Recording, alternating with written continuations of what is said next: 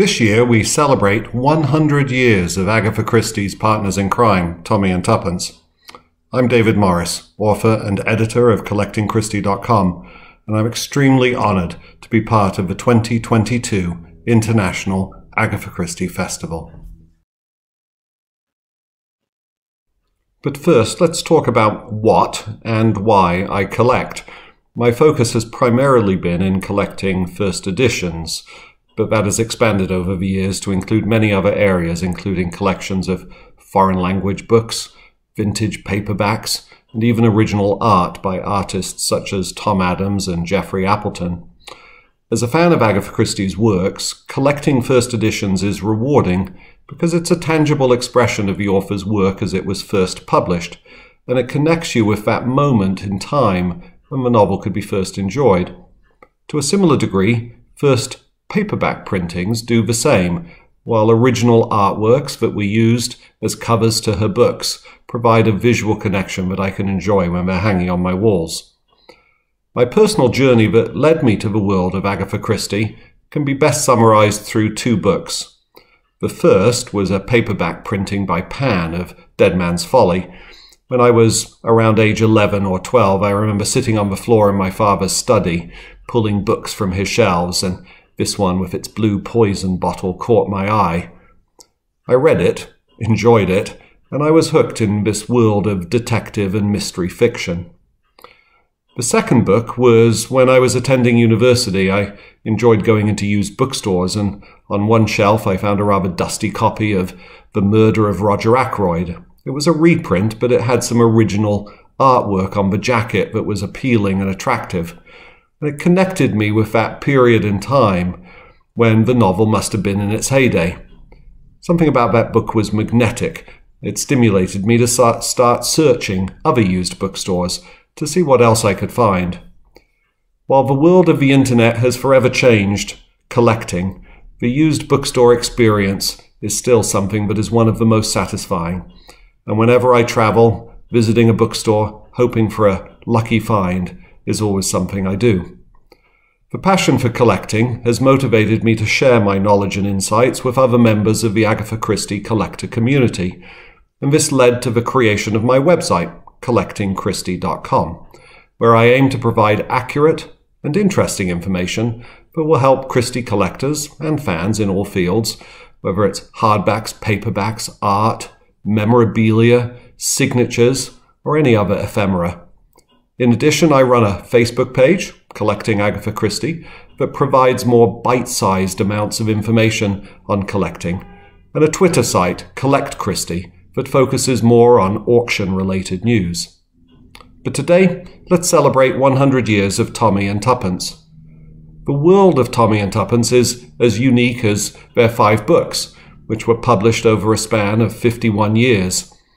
During the decades in print, Christie let these characters interact with the real world, from the sinking of the Lusitania to their search for employment after the Great War, and to their involvement in the war effort during World War II.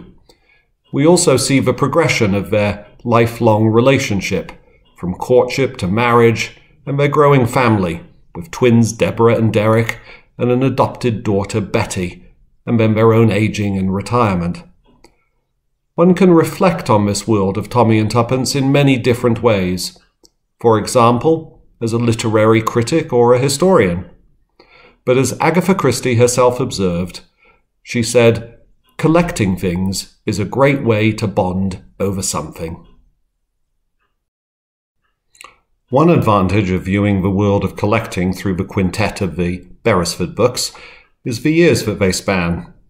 With the first novel in 1922 and the last novel in 1973, these books take us from Christie's second book, which was A Secret Adversary, to the last book she wrote, Apostate of Fate. Collectors who build a collection of Tommy and Tuppence books will become familiar with a variety of publishers, editions, values, and scarcity issues. So as we consider these books, I will examine them through the lens of a collector. I'll discuss a broad range of collectibles beyond the hardbacks, including paperbacks and related artwork, and I'll provide images of everything that I discuss. So let's begin at the most logical starting point, first edition hardbacks.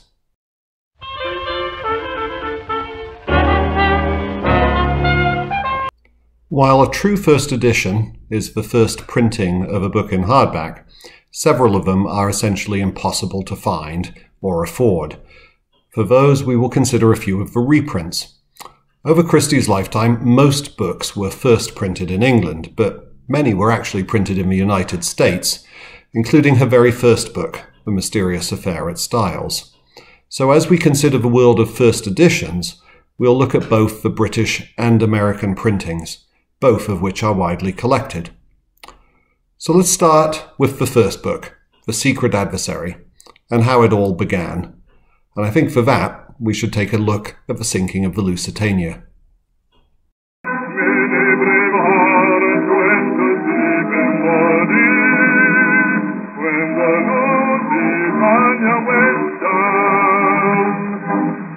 So the sinking of the Lusitania was a major plot point for Christie's second novel, The Secret Adversary.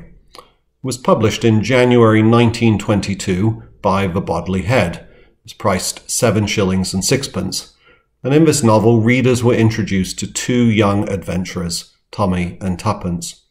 Its green cloth was adorned by a bright, colourful jacket created by artist Ernest Akers, a marked change from the much more sombre jacket used on her first book. The Bodley Head only published 6 Agatha Christie novels, and this was the only one with Tommy and Tuppence in it. However, the Bodley Head did retain the rights to this novel and reissued the title numerous times in hardcover with 3 distinctly different dust jackets and numerous price points. Their control of the copyright also impacted paperback printings, something we'll visit later. For collectors, this is by far the rarest and most valuable of the 5 Tommy and Tuppence books. While an unjacketed first edition may show up for sale and be within reach for some collectors, the jacketed first edition is of legendary scarcity, and collectors may go a lifetime without ever seeing one for sale. Should one show at auction, it wouldn't be a shock for me today to see it sell for in excess of £50,000. Consequently, most collectors who strive to own a first edition in a jacket will likely need to settle for one of the reprints by the Bodley Head. And these later editions were commonly called the popular editions or cheap editions. This one, with its jacket priced 3 and 6, is still very scarce, while the 2 and 6 or 2 shilling editions tend to be a little more available. None of them are cheap, but they're certainly more affordable and more attainable than the true first. The book was also published in America in 1922, most likely in June, by Dodd Mead and Company. Now, for Christie's first book, in America, it was published by John Lane, but from The Secret Adversary onwards, Dodd Mead and Company took over as publisher and stayed as her publisher for the rest of her life. The Secret Adversary is also exceptionally hard to find in the original US jacket and is essentially unheard of ever showing up for sale. If one did show at auction today, we would expect probably a price in dollars well in excess of $10,000 or $15,000. Collectors seeking that book may have to settle for an early reprint too, done by Grosset and Dunlap, which do show up and have similar cover art and are much more affordable.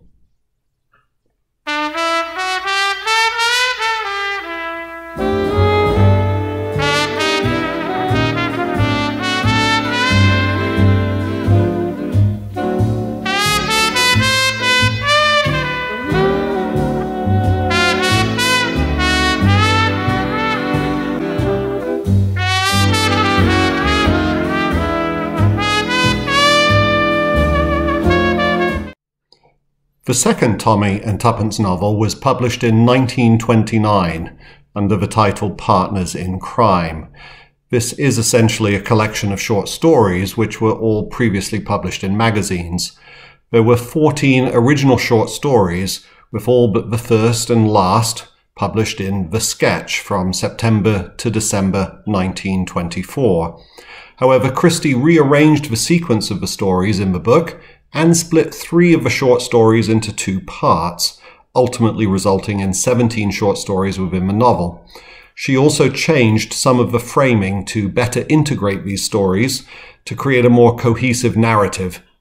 In addition, there is a small difference between the US and UK editions of Partners in Crime, in that the US publication split many of the longer stories into 2 chapters, while the UK edition followed a one-story, one-chapter approach. The book Partners in Crime was published at essentially the same time in both the US and the UK. Historically, the common position has been that the US version was printed first, but there is no specific date for its publication. In the Dodd Mead and Company published book, there is only a 1929 date, which was neither updated nor clarified in the later Grosset and Dunlap reprints. London-based W. Collins & Sons first published the book, we know, on September the 16th, 1929. However, it should be noted that in some future editions, Collins stated the first printing was in April, which is clearly an error.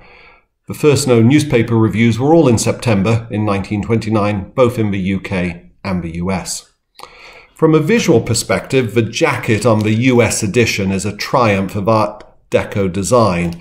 It's also echoed in the hardback of the boards as well, which in my opinion is one of the most beautiful jacketed books on a Christie book, and certainly a fitting celebration for Tommy and Tuppence. The UK first edition is also great fun, though a little more cartoonish. For collectors, the first edition does show for sale periodically, but now commands over $3,000 if in very good condition. Compared to the UK first, though, this is an exceptional value. A jacketed UK first would likely sell well in excess of £20,000, if not closer to $40,000 at auction. For those seeking more affordable copies, the US does have a reprint by Grosset and Dunlap, but sadly the cover art was changed.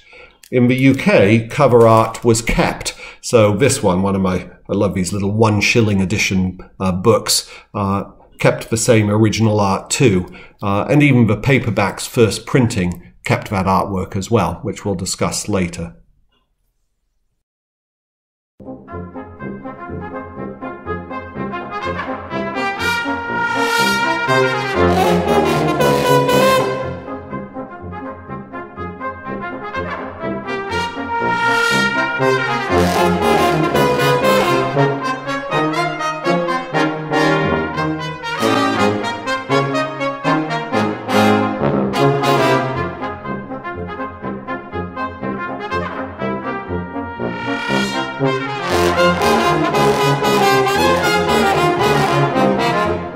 It was 12 years until another Tommy and Tuppence book was published, this time N or M, their 3rd novel.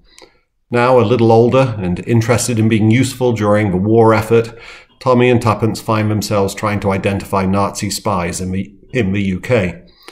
The book was first published in the US in August by Dodd Mead and Company, and published a few months later in November in the UK by Collins's Crime Club imprint. Whether wartime printing challenges, or paper shortages, or just a desire to capture the Christmas market caused this book to be published later is unclear. It should also be noted that with this book and all future titles, the book was now thinner and lighter due to paper rationing during the war, and a fact that makes holding this first edition something that connects you more viscerally with that period of time. Both books are becoming scarce in very good condition, but can be found with some effort and patience. A good jacketed US printing will likely cost around $1,000, while a very good UK jacketed first will likely now cost £2,000 to £3,000. It should also be noted that N or M did first appear in a magazine, both in the US and the UK, before it was published in hardback.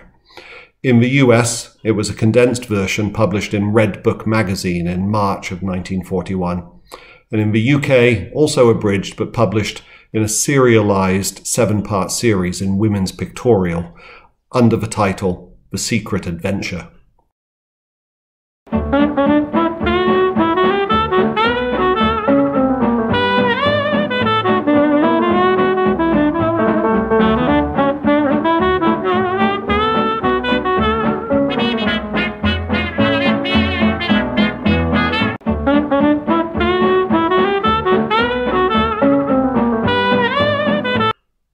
The fourth novel, featuring Tommy and Tuppence, was By the Pricking of My Thumbs, published in 1968.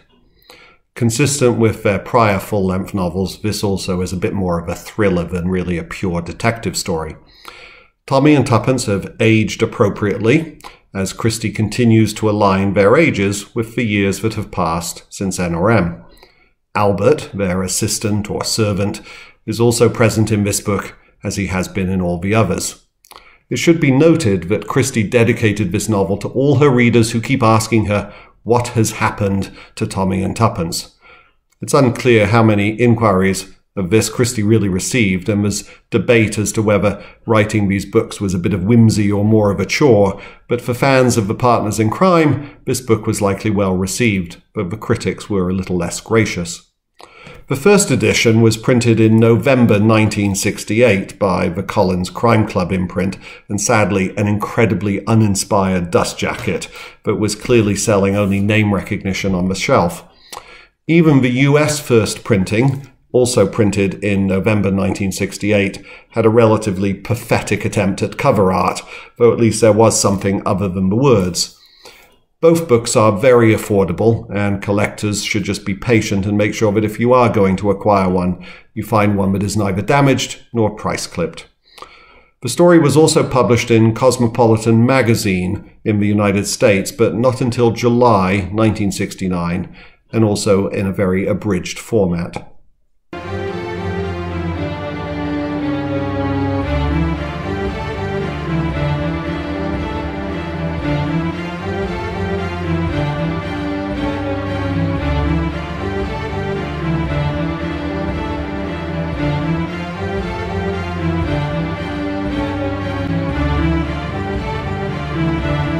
It is perhaps fitting that the characters of Tommy and Tuppence Beresford, who aged with Agatha Christie in unison during her life, should actually be in the last book she ever wrote. Poston of Fate was first published in October 1973 by Collins Crime Club, and in November of 1973 in the States by Dodd Mead and Company. While both Curtain and Sleeping Murder were published later, they were written many years earlier.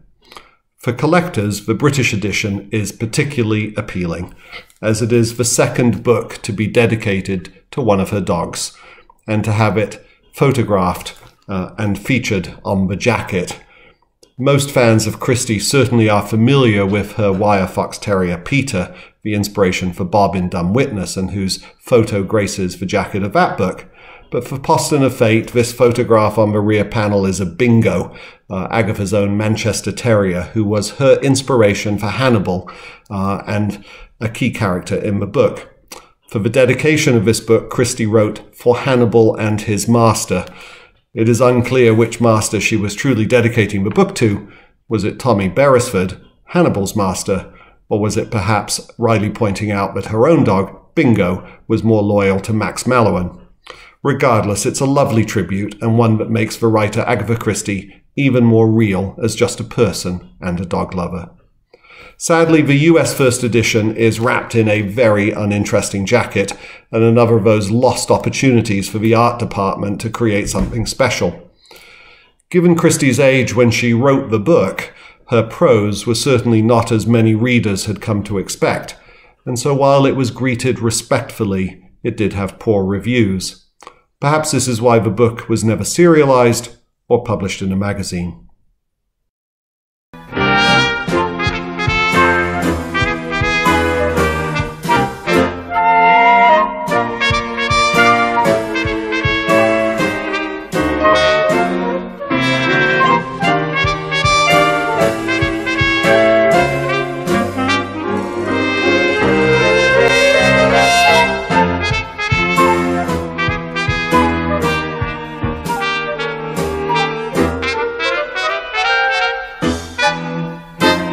Let's shift our focus now away from hardback first editions and consider collecting paperbacks, an area that is generally much more affordable.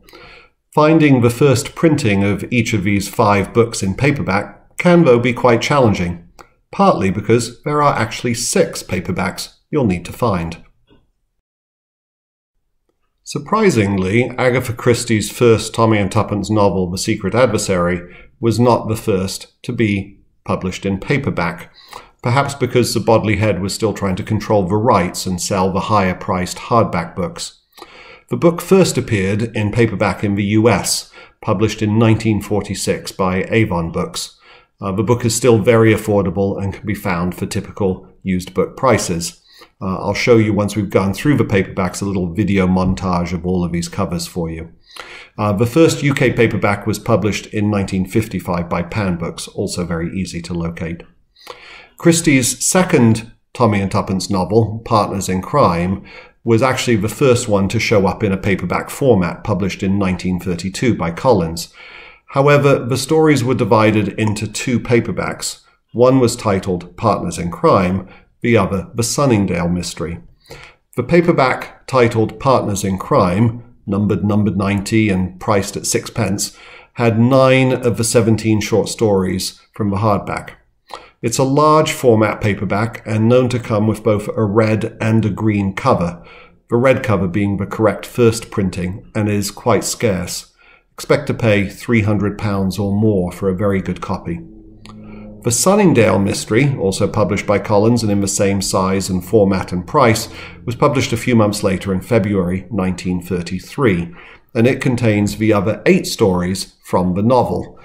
It's only known to have been published in a green cover, and expect to pay about £200 for a very good copy.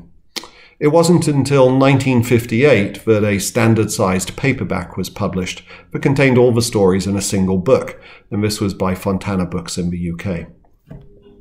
The third book, N or M, is a little more complicated to know exactly what was the first printing. It is often believed that the Collins White Circle Services edition, numbered C244 and printed in 1943 in the UK, was the first paperback. However, there is another contender for the title of first printing. A different version of the Services edition was published in India, commissioned by the Welfare General in India, and the cover is different in that it prominently states printed specially for the Army and Royal Air Force in India and SEAC, or the Southeast Asia Command. Although it still had some of the White Circle branding, it was plainer than the Services edition printed in the UK.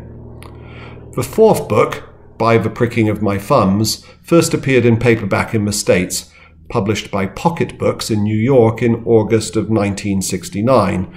It had a very Macbeth-esque cover on it, which really evoked nothing about the story. And the last book, Postern of Fate, was published in 1974 by Fontana as a Continental edition. This was an English-language printing, but sold solely in continental Europe. So let's take a look at a quick video that goes through these covers.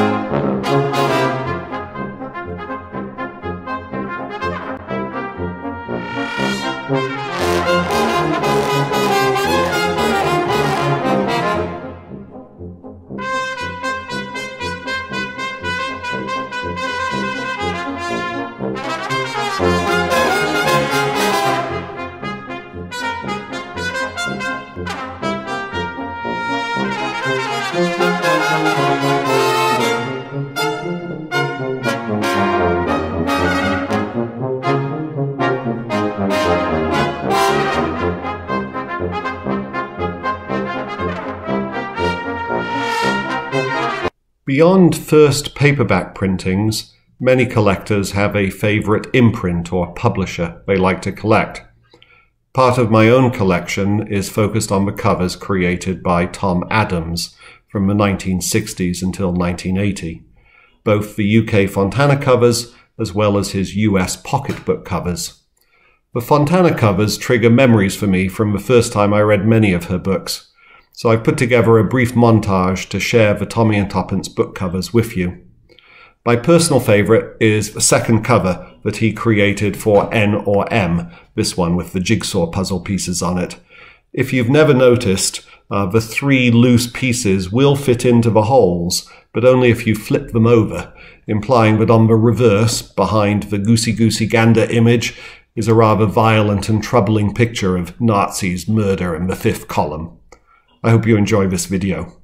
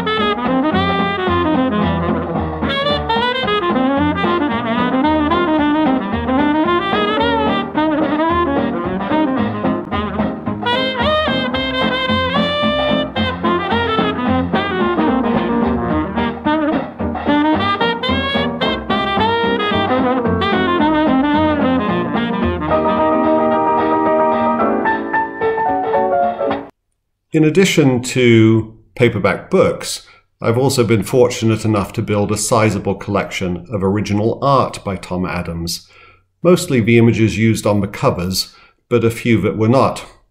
The process of developing the covers was fairly straightforward.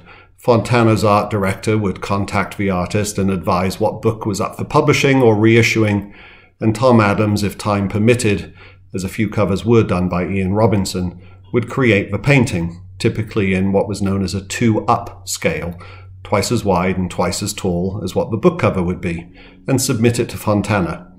If all went well, the cover art would be used, and in the following year, if sales were lagging, the cover art might be redone and a newer version issued. In a few cases, the art director would reject the cover or ask for revisions.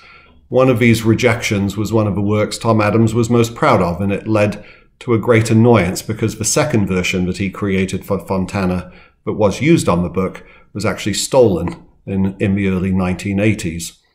The book was By the Pricking of My Thumbs, published in the UK by Fontana in 1971, 3 years after the hardback. Tom Adams was commissioned to create the cover in 1970, and he sourced the inspiration for his cover from a friend, Gabby Goldscheider, and a book she wrote for the Medallion Collectors series titled Dolls. Tom used images from this book to help create the design aesthetic for the 2 covers that he ultimately painted. The original cover was one of his favourite paintings, that's this one, and it was rejected by John Constable, Fontana's art director, because it didn't have a core focal element deemed necessary for a first time in paperback.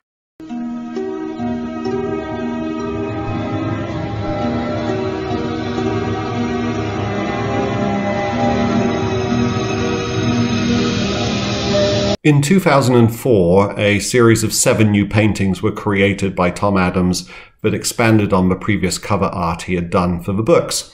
These 7 paintings became known as the Summer Gallery editions, and 5 of them were reproduced in the 2015 book Tom Adams Uncovered.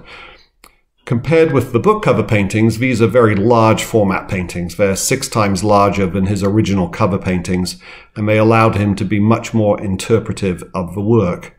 They're far less likely to ever come up for sale than the cover paintings, as there are only 7 of them compared to the 100-plus book covers, and turnover of his work is rare.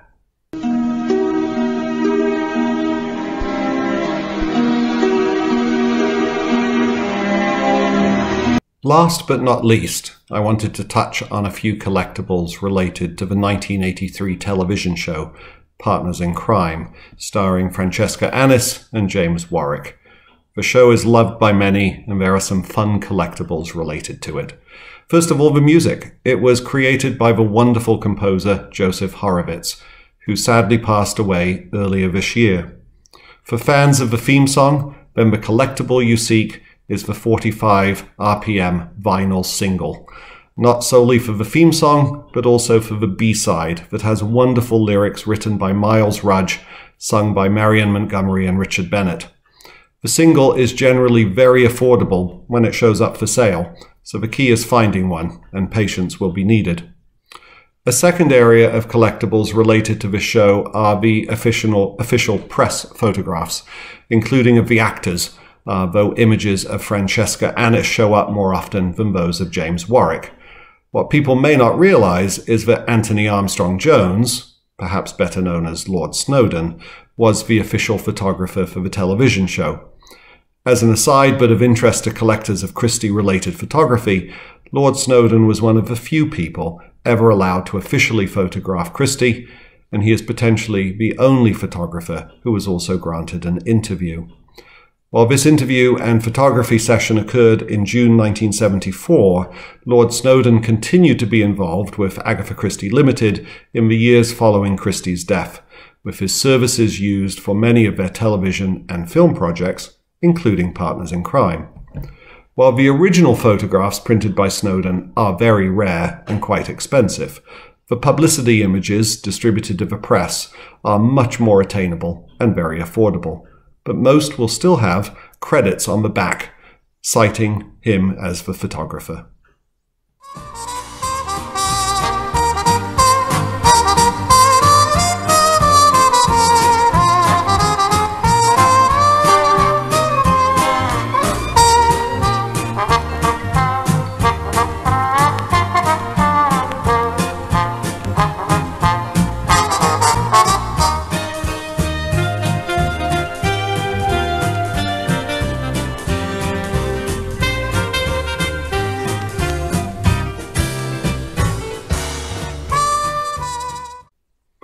I'm often asked what I still wish that I could find for my collection.